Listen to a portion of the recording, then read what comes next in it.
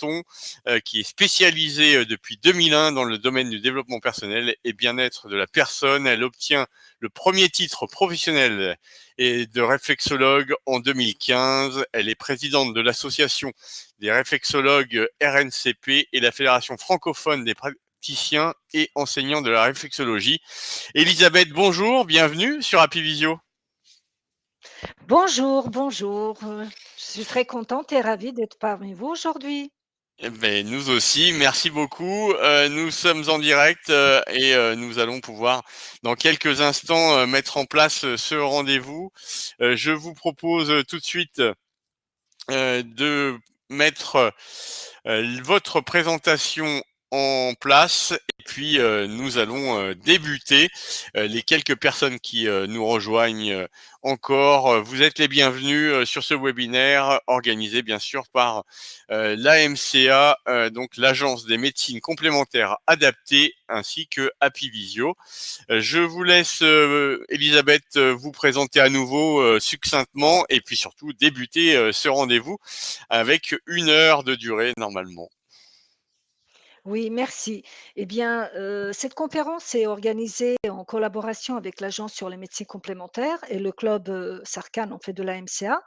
On ouvre la première série de ces animations et ces événements intéressants pour faire découvrir différentes pratiques, différentes disciplines, dans cet échange en lien avec ces pratiques dites, bien-être, et prévention à la santé. Donc j'ai l'honneur et le plaisir de démarrer ce cycle de conférences avec, la réflexologie que j'exerce depuis presque 30 ans. J'ai démarré, vraiment en 98, donc ça fait un petit bout de chemin et j'ai tout consacré pour, faire reconnaître ces disciplines, qui est mon deuxième métier, du fait que le premier c'est criminologue, mais on retrouve, les réflexes qui sont un peu point commun dans tous ces pratiques. Donc, je pense que je vais accéder donc à la deuxième diapo pour vous montrer les objectifs, visés par cette, présentation. Donc, l'objectif premier, c'est de sensibiliser les personnes présentes, et ceux qui vont peut-être suivre par la suite, si un replay se met en place, pour découvrir donc la réflexologie, ses principes actifs, ses avantages, ses propriétés, son principe, je veux dire dans toutes les références, en lien avec les indications, les bienfaits aussi, l'évolution de cette pratique au travers, ces dernières années et permettre également peut-être apporter, un autre regard, une pluridisciplinarité dans les échanges avec, les gens inscrits et qui viennent peut-être, d'autres horizons. Tout ça pour favoriser une meilleure compréhension de nos pratiques, de nos disciplines, lutter un peu contre les idées erronées et apporter un peu plus de clarté par rapport à cette, pratique, qui a toute sa place dans le domaine, du bien-être, santé, prévention, voilà. Donc je pense, avant de démarrer, on avait convenu un petit test de positionnement. Donc je ne sais pas trop, voilà, comment, notre cher Alexandre va procéder. Eh Voilà. bien, on va faire ça très simplement. Sur Happy Visio, on a la chance d'avoir effectivement l'opportunité de répondre à des sondages en direct. Il y a 6 questions de vrai ou faux à se positionner qui ont été établies par Elisabeth. Et comme ça va nous donner quelques premières réponses dans quelques instants avec Elisabeth qui va faire en direct la correction. On vous laisse quelques instants pour répondre à ces 6 questions. Merci par avance pour votre appui à la fin sur le bouton envoyer, le bouton vert qui est tout en bas de votre page lorsque vous aurez fini de descendre aux 6 questions. Merci Oui, là pour les quelques commentaires qui sont dans le chat. N'hésitez surtout pas, j'ai pas eu le temps de vous le dire, mais n'hésitez surtout pas à écrire des questions, des réactions dans le chat. Ça va alimenter bien sûr Elisabeth. Et puis je reste attentif à toutes questions pour justement les pousser vers Elisabeth en fin de conférence si on le peut, bien sûr. oui, je vois, les 6 questions, hein, que vous avez mis en sondage, c'est très bien. Je vois les arrivées des réponses, progressivement au fur et à mesure, donc c'est très bien. Alors ne sachant pas les oui, on a une petite jauge, donc on laisse encore quelques instants et puis je vais vous dire, Elisabeth, quand on aura figé les résultats, on laisse aussi les arrivants, nouveaux arrivants, nous rejoindre, on les salue et on leur propose tout de suite de se mettre au travail avec donc ce sondage qui est plutôt sur la partie gauche de l'écran et qui va vous permettre de répondre à ces 6 questions vrai-faux. C'est tout simplement pour se mettre en jambes après ce repas peut-être que vous avez eu. Voilà, on essaye de redynamiser tout de suite cette conférence. Merci à vous. oui, du fait qu'on est dans les stimulations et bien voilà, une autre manière de stimuler notre cerveau après, le processus, digestif qui est plutôt parasympathique. Là, Voilà. on les Alors empêche encore d'être plutôt relax. quelques instants pour arriver au bout de ce premier de cette ce sondage, pardon, je vais y arriver. La réflexologie est une thérapie comportementale cognitive. C'était la première des questions. On va dans quelques secondes, alors que beaucoup vous saluent, hein, Elisabeth, dans le chat.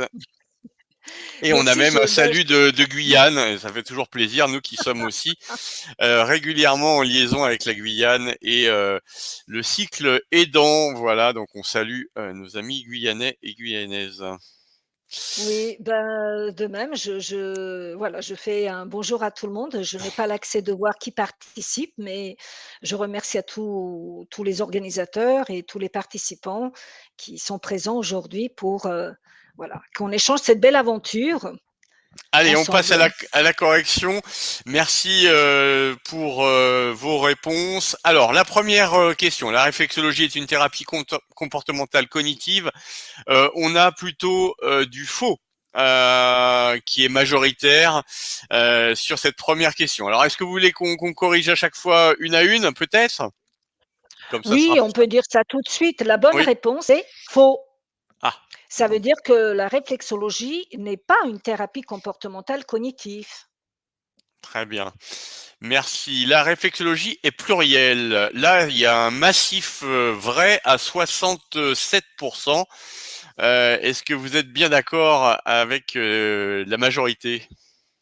Tout à fait. Ils ont très bien répondu, ceux qui ont dit vrai. Elle est plurielle, en Bon, effet. super.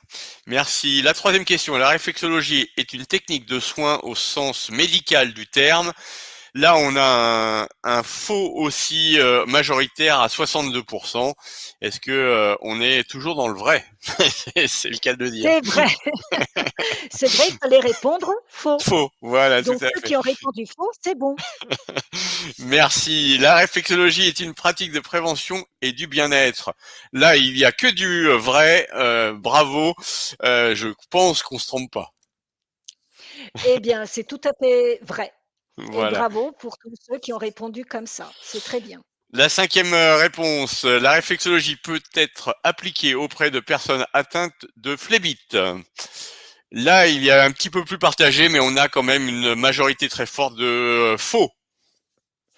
Et ils ont raison, c'est une contre-indication et on ne peut pas, proposer la réflexologie auprès des personnes atteintes de phlébite. Donc il fallait répondre faux. C'est très bien. Parfait, merci à vous. Et la dernière, la réflexologie est une pratique manuelle qui repose sur un postulat et une recherche empirique. On a là aussi une majorité très nette quand même sur le vrai. Je pense que vous êtes C'est la d'accord? bonne réponse. Bon, bah bravo. C'est la bonne réponse. Merci aux personnes connectées qui ont joué le jeu et on vous remet tout de suite votre présentation pour que vous puissiez repartir sur ces différents retours. Voilà, merci à vous.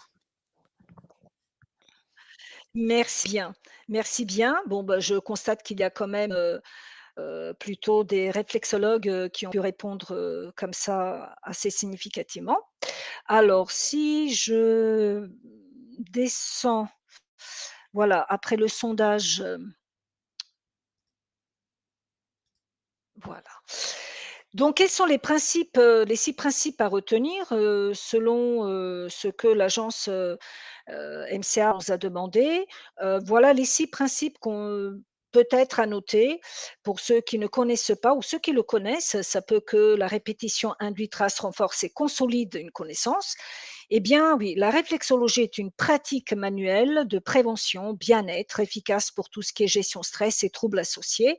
Ça, c'est vraiment la définition dans le cadre des champs d'intervention qu'il faut bien retenir. Donc, une pratique de prévention et du bien-être. Elle est plurielle, en effet, parce qu'elle peut être proposée selon, bien sûr, les demandes des personnes et selon les possibilités à accéder à ces extrémités du corps au niveau des pieds, mains, visage, oreilles. Pour cela, on dit qu'elle est plurielle. Elle peut être pratiquée et il y a certains courants qui le combinent. Et on peut dire que la réflexologie, elle se base sur, un postulat, une hypothèse, qui date depuis, pas mal d'années et comme, quoi sur les extrémités du corps, pieds, mains, visage, on retrouve, le corps miniature projeté et projeté sur ces localités sous forme de références, de ressources qu'on appelle les zones réflexes et ces zones réflexes, qu'on stimulées, ont des actions précises sur le système nerveux et indirectement sur le système hormonal. Donc, en effet, la stimulation réflexe est une action très précise, répétitive, cadencée, manuelle ou instrumentale ou thermique, aux fonctions quels sont les outils qui sont utilisés pour aborder la stimulation de ces zones réflexes et qui est appliquée sur des pieds, mains, visage. En règle générale, même s'il y a d'autres au niveau des oreilles, au niveau du dos, voilà. Et l'objectif de cette stimulation, c'est induire une référence, c'est induire un certain programme d'action qui est en lien avec cette stimulation plutôt des terminaisons nerveuses locales et afin d'envoyer des informations au système nerveux central, périphérique pour réguler et augmenter une capacité d'autorégulation, d'adaptation de ce système réflexe du métabolisme. Donc, elle est étroitement en lien avec la stimulation nerveuse. C'est vrai qu'il y a des courants qui sont aussi d'approche asiatique, énergétique, mais ça, voilà, on verra si besoin. On a focalisé l'attention sur le mode occidental neurophysiologique pour mieux comprendre ce qui se passe quand on aborde la stimulation réflexe. Euh, vous avez compris, c'est le système nerveux, du fait que c'est le premier système qui est impacté par le stress et par la stimulation de ces terminaisons nerveuses, on peut apporter une régulation réflexe de ces influx nerveux qui, sous l'emprise du stress, sont plutôt sous l'emprise de l'activité du système sympathique ou orthosympathique, celui qui accélère les fonctions vitales du corps et qui influence les rythmes assez stimulantes de nos organes et de nos glandes. Et donc, l'approche de stimuler les zones réflexes dans le cadre d'autoréguler le système nerveux, c'est plus de réduire cette surcharge de stimulation sympathique afin de baisser ces ondes bêta du cerveau, induire des ondes plutôt alpha, donc plus relaxantes, et bien sûr solliciter un peu plus le système nerveux parasympathique, qui est celui qui nous permet la récupération et la restauration de nos fonctions. Donc, en gros, c'est vrai qu'il y a beaucoup de choses qui circulent autour de la réflexologie, des idées, ce qu'on appelle reçues, mais qui peut être erronées. Donc, on va essayer de vous éclairer, parce que la connaissance, libère, l'ignorance et sous l'ignorance, eh bien, on peut, cultiver plutôt, des idées, un peu erronées. Alors, une des grandes idées reçues, par l'ignorance, méconnaissance, par manque d'information, certains considèrent que la réflexologie est une thérapie ésotérique, qu'elle est issue de la kinésithérapie. Certains pensent que c'est un simple massage esthétique. Déjà, avec ces 3 regards, portés sur ces disciplines, on voit bien, que la réflexologie, n'est pas dans ces 3 catégories au niveau de ces, idées reçues et également, elle n'est pas, en lien avec, d'autres idées, qui circulent, comme quoi la réflexologie peut être appliquée pour tout le monde, qu'il n'y a pas de contre-indication. Ça, c'est faux. Qu'elle peut être pratiquée, aussi exercée par tout le monde et qu'on n'a pas besoin d'être un professionnel reconnu, ça aussi c'est faux, même si malheureusement il y a beaucoup qui s'autoproclament autodidactes en tant que réflexologues et que ça peut en effet nuire ceux qui sont vraiment engagés professionnellement dans cette activité et que l'apprentissage est facile et ne nécessite pas de formation.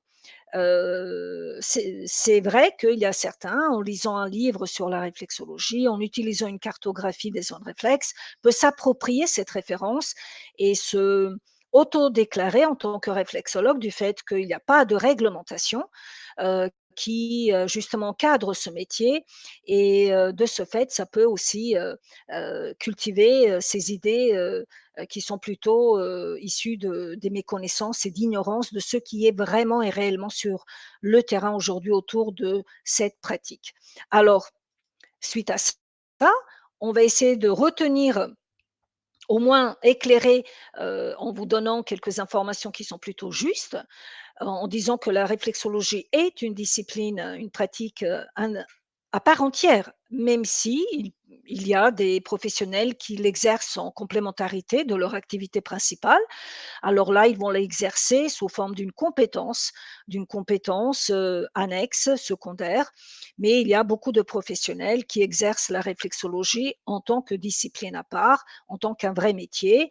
Et cette discipline, elle a son propre histoire, ses propres évolutions, ses propres techniques, méthodes et courants de pensée. Ces racines, on les trouve en effet dans des massages ancestraux, donc dans toutes les traditions empiriques des grands systèmes de santé, médecine chinoise, tibétaine, ayurvédique, égyptienne, etc. Elle était longtemps pratiquée justement dans ces continents. Mais la réflexologie comme terme, la science des réflexes, réflexologie, ce terme est moderne fin 19e siècle. C'est pour cela on appelle cette approche occidentale, car elle était développée courant 20e siècle par des médecins américains, européens qui ont analysé les rôles des réflexes dans la régulation justement de ces systèmes d'adaptation.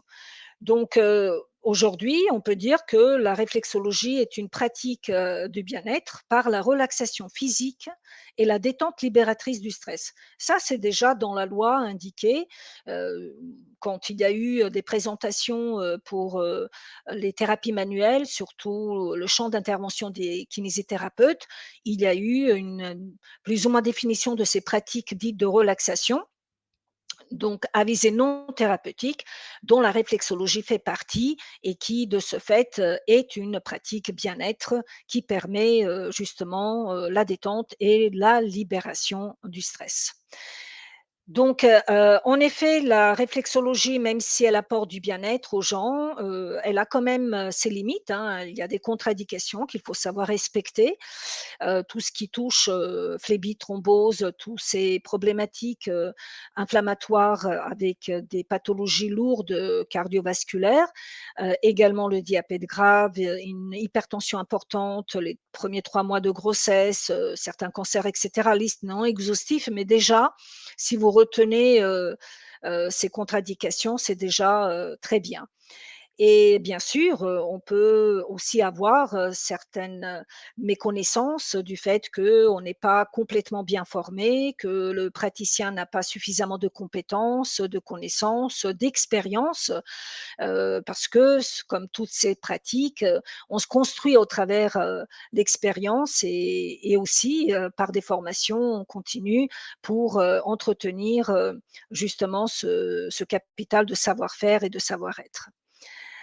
Hem, si je poursuis, voilà, en gros, de quoi parle-t-on, vraiment par rapport à la réflexologie?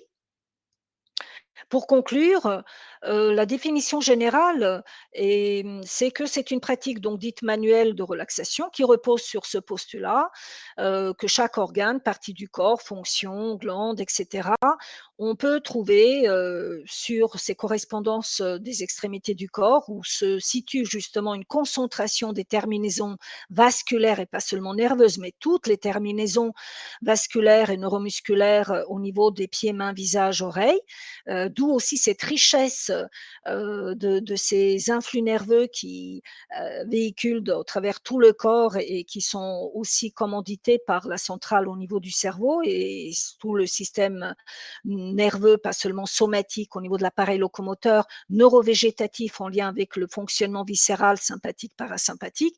Donc on voit bien l'importance, encore une fois, du système nerveux qui ne fonctionne pas tout seul. Il a tous les autres systèmes qui l'aident, mais davantage celui qu'on appelle hormonal. Donc on voit bien que l'apport de cette approche neurophysiologique, elle est aussi intéressante dans la compréhension, on va dire, française.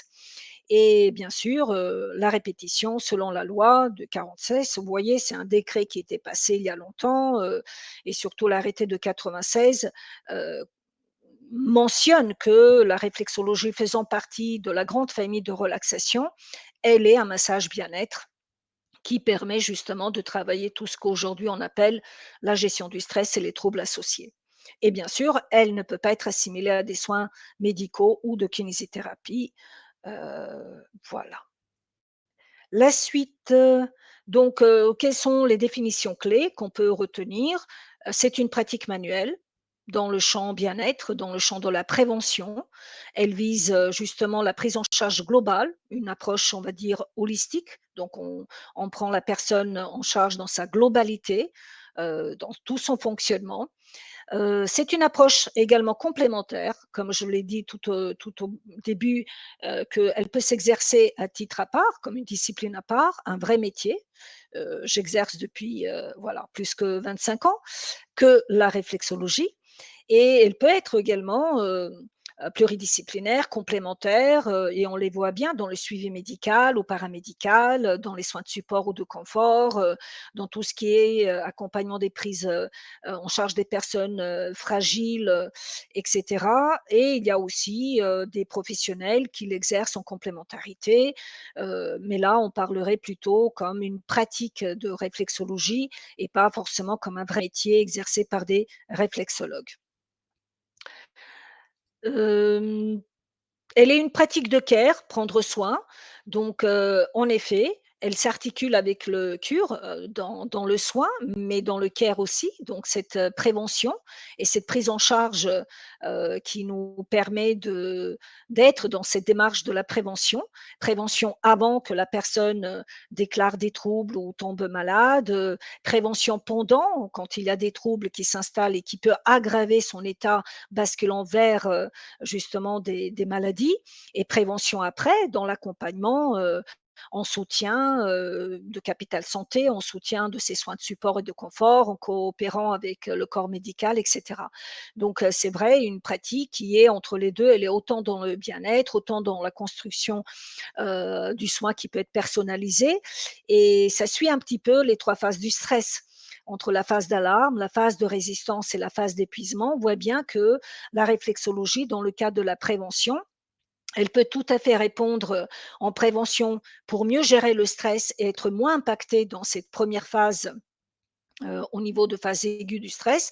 Dans la prévention, dans la phase de résistance au stress, par rapport à toute la prise en charge des troubles fonctionnels qui se chronicisent du fait que le stress s'installe et la personne perd un peu ses moyens d'autorégulation et d'adaptation par rapport à ces tensions nerveuses qui vont justement, augmenter, des troubles fonctionnels et qui, si eux, ils sont pas pris correctement en charge, eh bien, basculer dans ces troisième phases du stress dite épuisement Et là, en effet, on rentre dans des pathologies, dans des maladies qui peuvent être graves. Et là, la réflexologie, dans la prévention, peut être aussi intéressante en tant que soin de support et de confort. Et elle est également aussi une pratique de soins relationnels. On construit une démarche relationnelle avec les personnes qui viennent consulter les réflexologues. Elle a toute donc sa légitimité d'être une pratique de prendre soin et de prendre soin mutuel aussi parce que le réflexologue, il exerce certes tout seul, mais il doit être entouré par des équipes de collaboration diverses et variées en fonction des besoins des personnes parce qu'on a nos limites et il y aura des clients qu'on ne pourra pas accompagner que par la réflexologie. Donc, le réflexologue doit construire aussi une relation professionnelle autour de son environnement professionnel, avoir une équipe de collaborateurs, des médecins, des kinés, des psychologues, des psychiatres, des sophrologues et d'autres praticiens qui sont importants dans la prise en charge de la personne.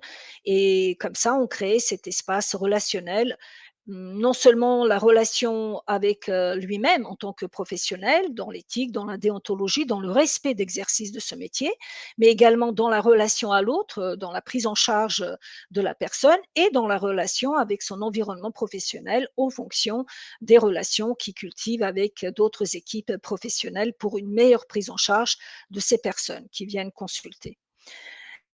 Je vois la suite.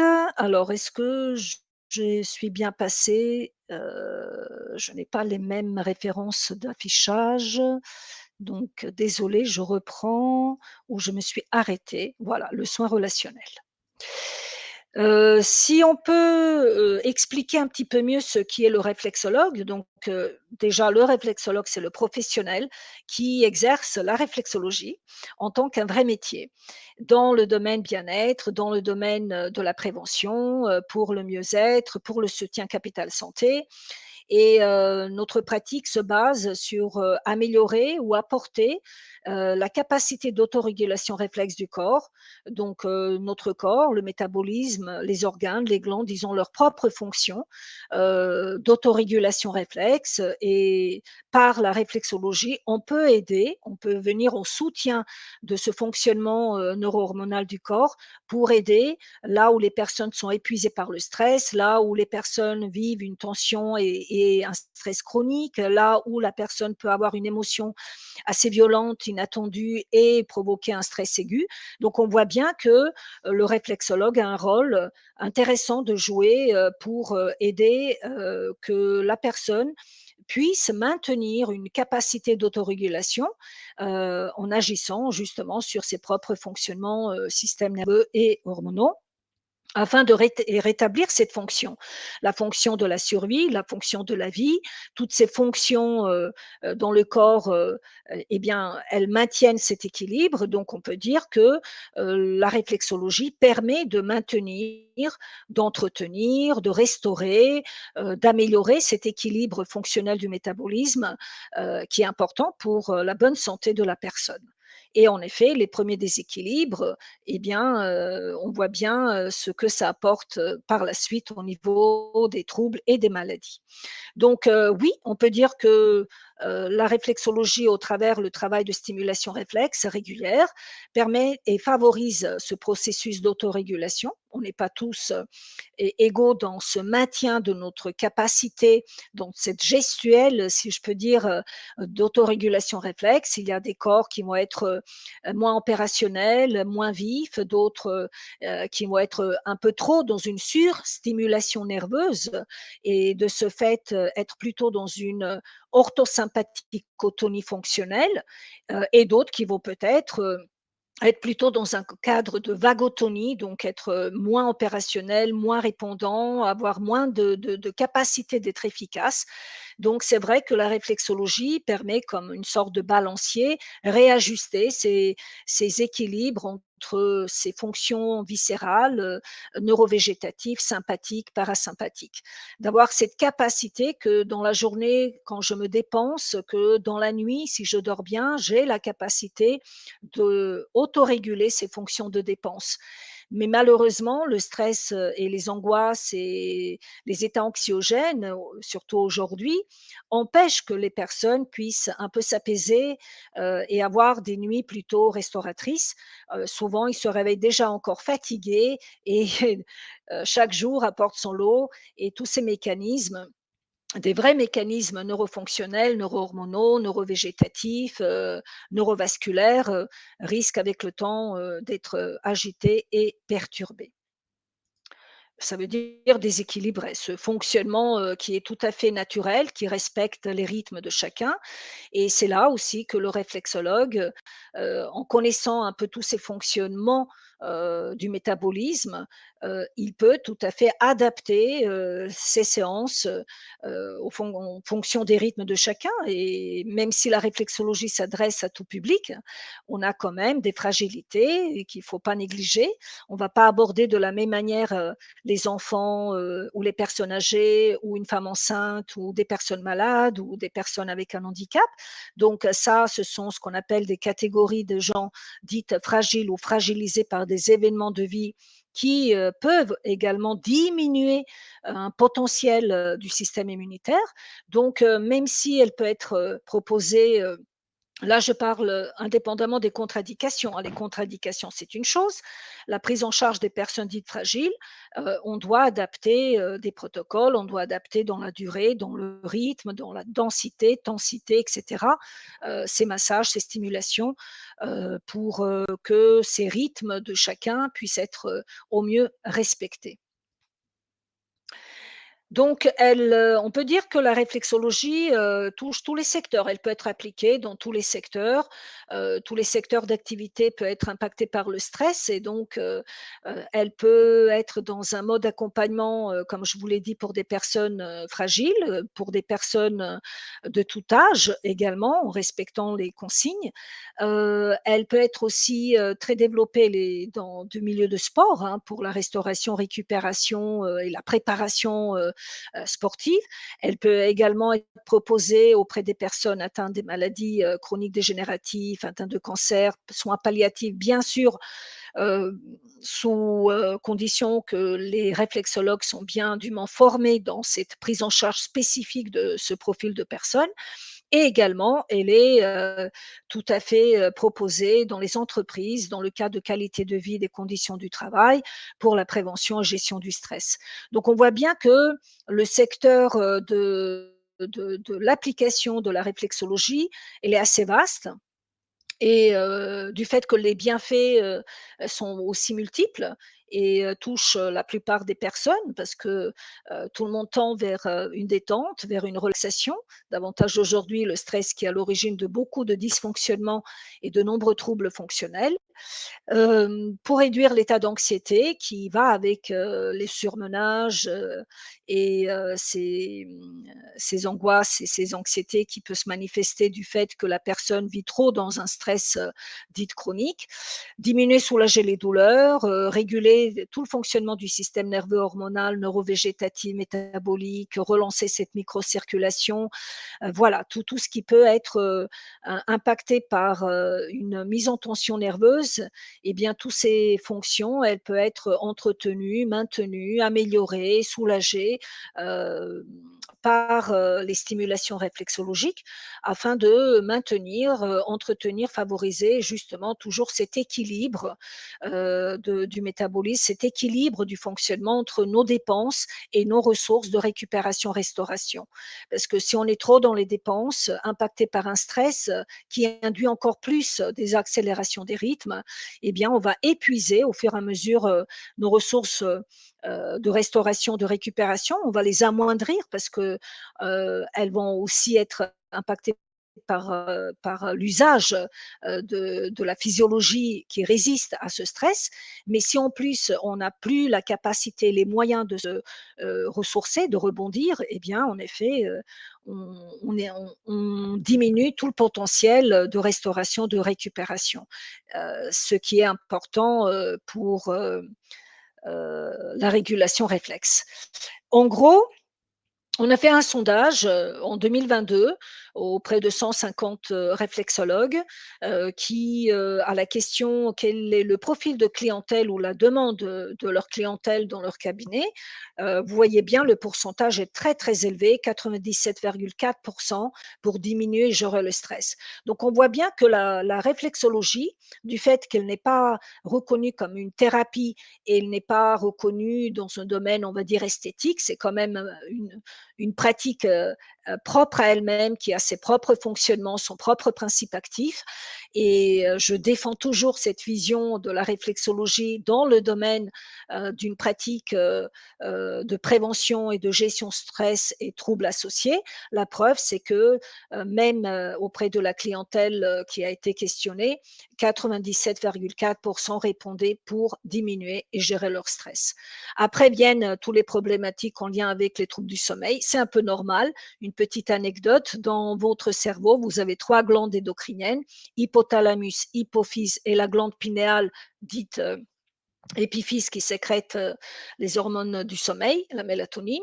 Eh bien, imaginez, vous êtes trois voisins, il y a deux voisins qui vous encerclent. Hypothalamus et hypophyse sont plutôt des glandes endocriniennes dans l'axe de vigilance, donc très sollicitées quand il y a justement un stress, quand on est mis en tension.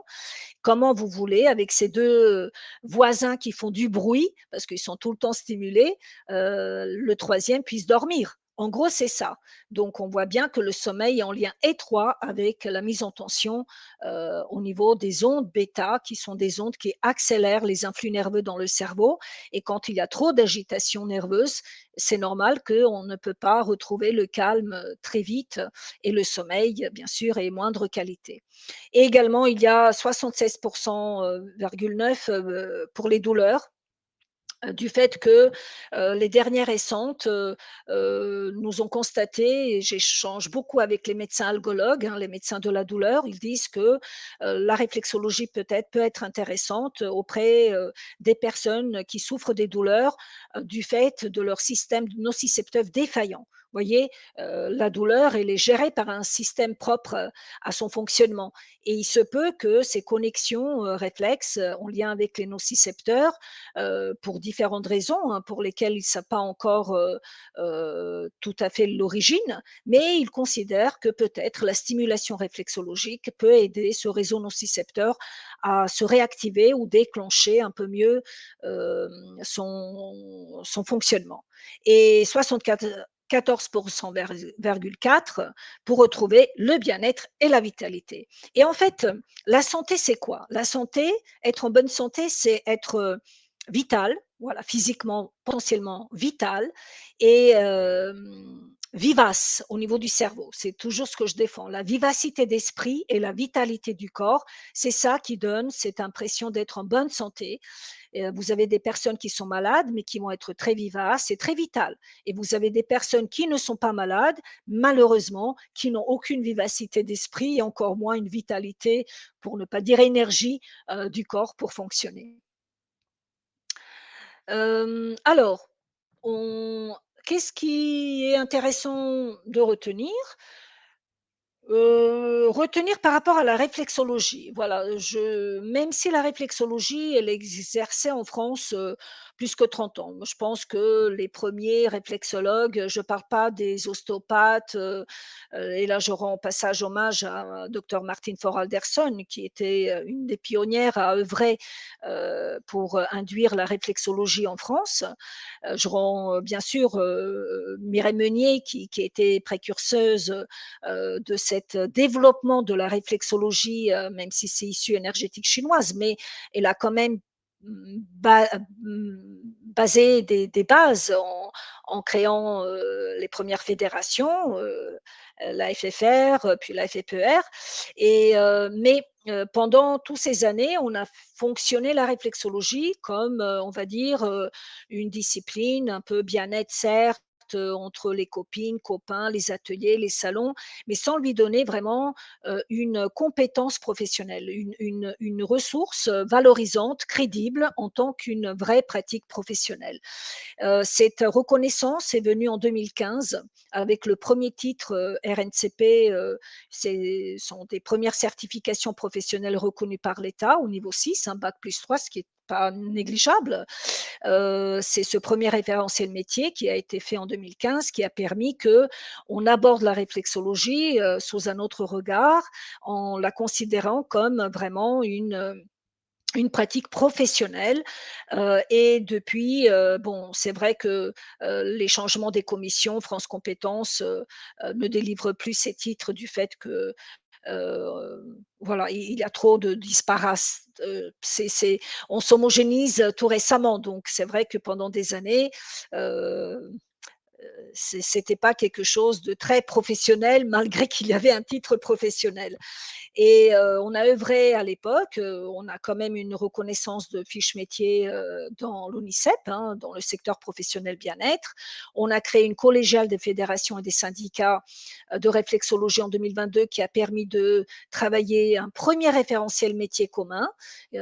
Voilà, donc ça c'est révolutionnaire parce que pendant des longues années, il n'y avait pas on va dire un esprit collégial ou un esprit collectif pour défendre la pratique et la vision du métier. Et depuis l'année dernière, cette démarche de normalisation du métier avec AFNOR qui est en cours. Donc, ce sont des démarches qu'on appelle étatiques. Étatiques, ça veut dire ces démarches qui permettent que on peut avancer dans les négociations pour les reconnaissances professionnelles de cette pratique auprès des ministères. Et bien sûr, sans oublier les démarches de la MCA qui œuvre pour aider que ces disciplines soient également reconnues, les professionnels avec, dans ces démarches du bien-être au sens large, hein, selon l'Organisation mondiale de santé. D'où l'importance de soutenir aussi le combat de la MCA au travers ses participations, ses sensibilisations qu'on fait, parce que c'est important qu'on puisse avoir également un soutien et surtout que l'AMSA fait partie de ce comité interministériel d'appui. Donc, c'est important d'avoir ces appuis par des structures, on va dire, qui sont reconnues également autrement par l'État. Donc, si j'ai bien, oui, c'est ça. Alors où nous sommes aujourd'hui, j'ai déjà pas mal abordé la situation actuelle. Donc, elle n'est pas réglementée. Donc, la réflexologie, le métier de réflexologue n'est pas réglementé. Depuis 2024, on n'a aucun titre RNCP. Il y a eu 6 centres qui avaient les titres, mais avec différents niveaux. Il n'y a pas de renouvellement attribué du fait que tout le domaine bien-être est suspendu, du fait qu'il n'y a pas un encadrement structuré de ce domaine dit bien-être. Elle est considérée une pratique complémentaire acceptée, donc des pratiques vertes par la MCA. Et là, je remercie tout le travail de l'équipe de la MCA, Véronique Suiza, Alice Varussel et toute l'équipe qui œuvre à nous faire comprendre dans notre combat de crédibiliser ce sérieux de ces pratiques. Bien sûr, il y a la démarche de la norme qui est en cours sur la qualité de service de réflexologue. Ça va être aussi quelque chose de très intéressant pour tous les réflexologues souhaitant obtenir justement ce label, cette qualité de service du réflexologue, peu importe les courants, les techniques, les écoles, etc. Et elle a toute sa place en tant que pratique complémentaire dès qu'elle montre une démarche structurée, structurante, donc pratique complémentaire, bien sûr, dans le cadre que en l'occurrence, la MCA, œuvre et selon les attentes, ministérielles. Problématiques du terrain, il y en a. Il y en a. Nous avons quand même, quelques problématiques qu'on rencontre sur le terrain, du fait que le métier n'est pas réglementé, les formations sont multiples et diverses et variées. Il n'y a pas un encadrement, commun, et il existe une multitude de pratiques, sans un tronc commun. Il n'y a plus des titres, non plus de RNCP qui permettaient que, cette profession pouvait continuer à être, reconnue dans sa démarche. Donc, il y a une multitude multitude de formations de courte durée, de aucune durée, autodidacte. Et c'est pour cela que peut-être les démarches qu'on avait fait au sein de la collégiale avec le référentiel commun et avec la norme permet de structurer un petit peu mieux en interne cette discipline, cette pratique, défendre cette vision du métier de réflexologue pour préserver déjà son unité en tant que discipline à part et bien sûr apporter une crédibilité, une autorité auprès d'autres professionnels et davantage ceux qui considèrent que notre pratique est issue de charlatanisme, etc. et pas fondée. Bien sûr, c'est une pratique manuelle. Il y a beaucoup qui proposent en distanciel. N'oublions pas que c'est quand même une pratique du toucher. Donc c'est important aussi assurer, les formations en présentiel pour qu'il y a cette supervision par rapport, au formateur et le praticien. Pour exercer cette pratique, oui, il y a quand même un niveau de connaissance nécessaire à acquérir, une maîtrise de la technique. Il y a plusieurs techniques, il y a plusieurs méthodes de travail, la posture, la déontologie. Donc il y a beaucoup de choses sur lesquelles je peux dire que même on commence que maintenant à peine de structurer une vision du corps du métier professionnel de réflexologue. Et bien sûr, très peu d'études scientifiques cliniques qui montrent le bénéfice, en fait, les bienfaits sur le cadre de la méthodologie scientifique clinique. On a très peu de preuves basées sur cette méthodologie scientifique clinique parce que c'est une autre démarche. La recherche clinique est très coûteuse et elle exige également un niveau de connaissance et de compétence. On ne s'improvise pas chercheur de jour au lendemain. La méthodologie est très particulière. Donc, les priorités, ce qu'on considère, c'est donner un cadre, vraiment un cadre, par rapport, pas seulement pour les usagers, pour éviter toutes sortes de dérives, par rapport aussi à ces professionnels qui exercent, avec, toute leur volonté de s'engager, s'investir sérieusement, compétents et cetera. Donc il nous faut un cadre, ce cadre, en lien avec la reconnaissance, de ces pratiques, donner un cadre même légitime du bien-être. Ce que je dis, il faut que l'État et les instances ministérielles ouvre le champ de reconnaissance du domaine bien-être, bien-être large, en lien avec la définition de l'Organisation mondiale de santé. Et dans ce champ d'intervention bien-être, prévention à la santé, eh bien, il n'y a pas seulement la réflexologie, il y a la sophrologie, il y a le shiatsu, il y a l'ostéopathie, il y a plein d'autres techniques et pratiques qui peuvent être intéressantes dans le domaine de la prévention et bien-être.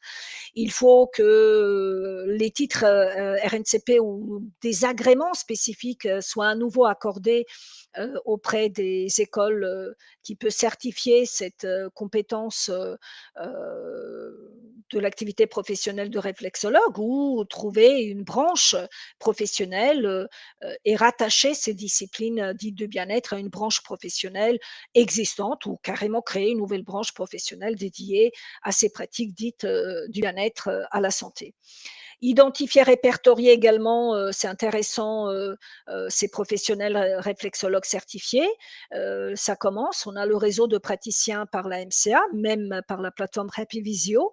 Donc, ce sont des annuaires qui peuvent tout à fait distinguer un petit peu les réflexologues engagés, investis dans la démarche de ce futur encadrement de ces pratiques et de ces professionnels, même si on a beaucoup d'annuaires hein, avec lesquels nous on fonctionne aussi, mais la multitude de ces annuaires, malheureusement, empêche qu'on a un annuaire qui peut défendre une vision, on va dire, plus professionnelle et engagée de ces praticiens. Euh, le réflexologue exerce selon un référentiel spécifique métier. Donc ça, c'est très important de savoir parce que c'est grâce à ce référentiel métier qu'on peut faire la distinction entre d'autres praticiens dits de massage bien-être.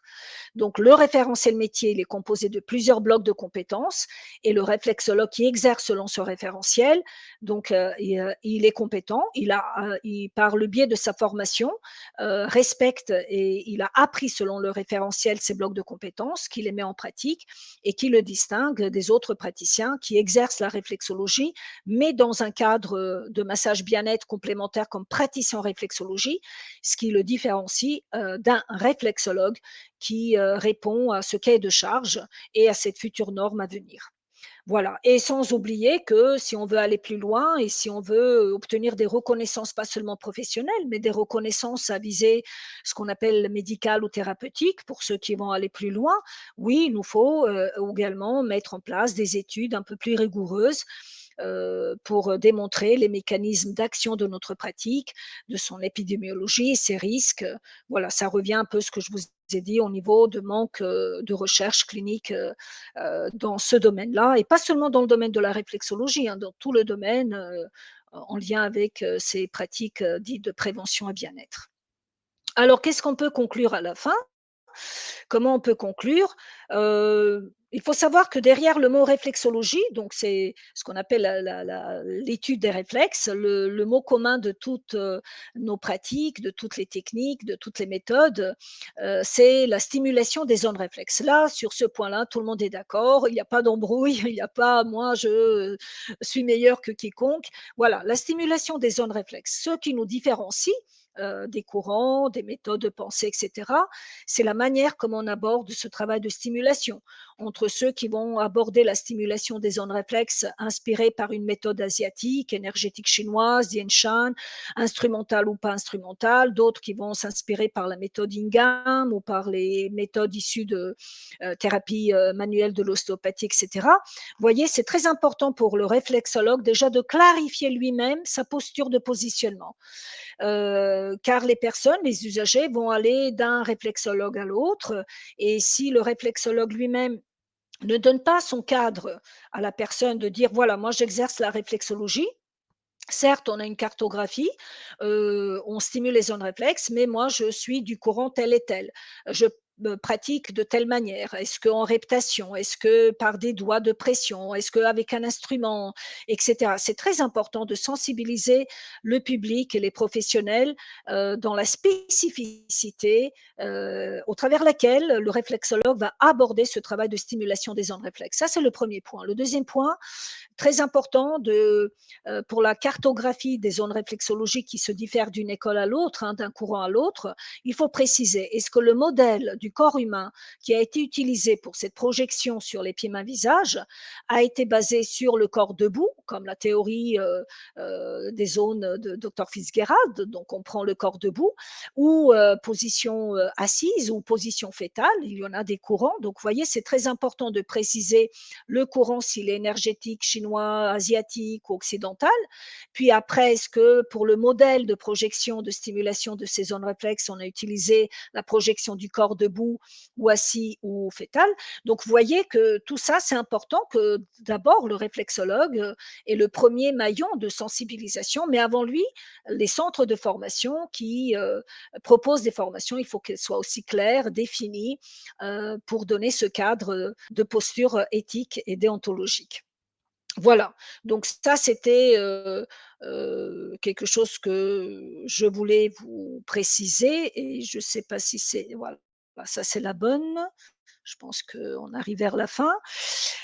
Toutes sortes de confusions, ben voilà, c'est comme je vous ai expliqué, c'est pour cela on a engagé ces démarches, avec, une vingtaine d'écoles de réflexologie, plusieurs organisations professionnelles, fédérations et syndicats, afin de travailler sur cette qualité de prestation de service. La norme future qui est volontaire, hein, elle ne va pas être imposée. Chacun est libre de choisir est-ce qu'il veut s'engager à être structuré dans ce cadre-là ou pas. Donc ça, c'est en cours, on vous tiendra au courant.